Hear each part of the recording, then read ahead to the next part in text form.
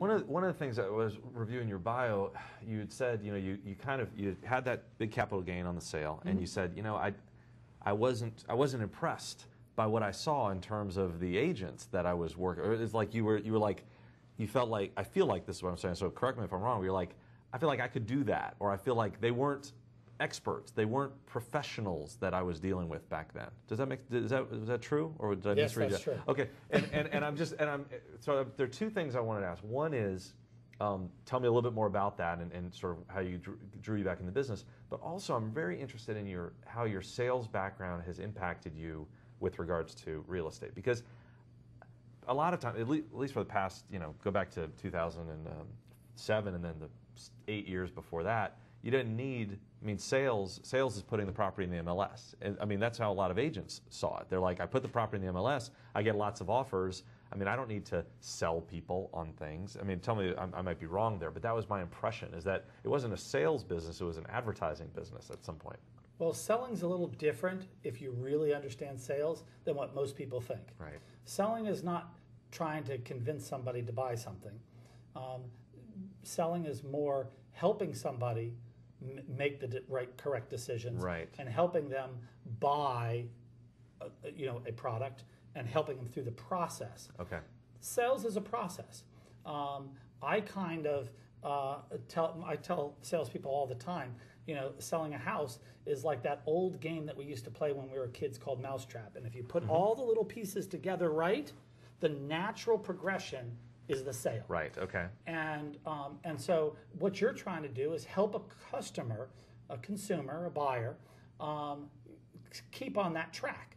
Now, unlike the automobile business where I had a product to sell and I was there at that product site, kind of like a new home sales agent, the real estate business gives you an incredible opportunity because you have the ability to be able to sell any product. Right. You can sell anything that's out there that works. Now, of course, when we list homes, our job is to do the advertising and the marketing. That's actually what I went to school for to begin with, and learn how to highlight it and accent its positives, right, downplay its negatives, and try to sell that product. However, when most real estate agents are working with buyers, buyers are the ones that are buying things and actually make real money. I look at listings as something that you have to spend money on. Right. Because they cost a lot of money to manage, to advertise, to keep up with them, time, resources, everything else. But when you have a buyer, you take that buyer, all you have to do is invest your time, keep them in the process, help them make the right decisions, and then you then can build a business from that. Right. If you don't have that, you don't make any money, you're not going to be in this business for very long. One of the things is you were just saying that something really struck me, and it's that question of, we talk about the sales process, and it's, qualifying the buyer, making sure you understand what the buyer really wants and needs, and you're right, you're not hamstrung by the fact that, well, they really want a Ford and I sell Hondas. Well, I can convince them that they want a Honda, but you're not, your goal, really what impacts an agent's profitability in terms of the buyer side is how much of your time do you have to spend? If you can cut that sales cycle down and get that person really understand what they want and find them the right product, you can expand your income. Do you guys tell me if that's very good? And one of the things that you hit on is a word that is misused and misthought of by real estate agents or salespeople in general, and that's qualifying somebody.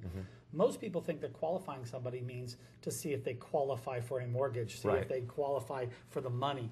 And in reality, what it is figuring out their needs, their wants, and their ability to pay. Their ability to pay may not be how much they can afford. It may be how much monthly they can afford, how much they want to afford, right, how much, in my business and the type of clients that I deal with, they can afford anything they want in most cases. So, it's a matter of figuring out what they want, how much they want to spend, what is their dominant buying motive, and then figure out what that is, and then help them get it. To do that, you have to, in basic sales, you have to know your product.